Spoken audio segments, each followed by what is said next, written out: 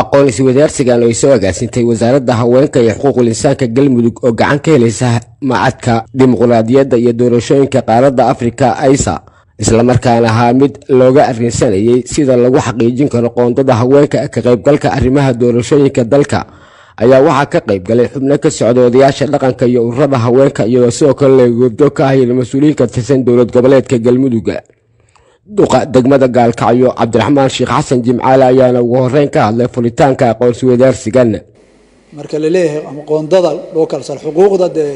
hooyooyinkeena sharciga islaamka ku cabirtay meel bay u taalaa halbeeg wanaagsan bay leedahay laakiin qoondada waxa maanta isku waafaqsanahay dhamaanteen sina aaminsanahay odayaasha dhaqanka horena aan kulamo hore isugu nimid qoondada haweenkeena maanta banaanka taal runtii waxaan aad ugu farxay marar aan odayaasha kala qayb galay barnaamij sidaan oo kala aad waxay qaarkood ugu leeyahay boqolkiiba 30 ama looga badiyaa marka hawlkarnimadooda iyo dacadnimadooda aragna gabdhaha qaar kamid odayaashii dhaqanka ee kulanka ka qayb galay ayaa iyaguna soo dhaweeyay in la siiyo haweenka boqolkiiba 30 qoondada doorashooyinka xildhibaanada labada aqal ee baarlamaanka federaalka Soomaaliya waxaan ogolnahay inay hataa boqolkiiba 50 qaataan waayo ana gabdhaha reer mudug nala oo nala dhashay oo wadankan ugu nool ragaba waa ka horeeyaan xagga shaqada wax garadnimada nabadda wax qabadka aaminka waxaan soo dhaweynaynaa boqolkiiba 30 inay ka basadaan in looga sii badiyaan diyaar u nahay inta hadda loo qorsheeyay banaanka inaga joogaan waayo dumarku waa hooyooyin waa gabdho waa agoonley wax badan bay qabtaan xaas walbaal weeye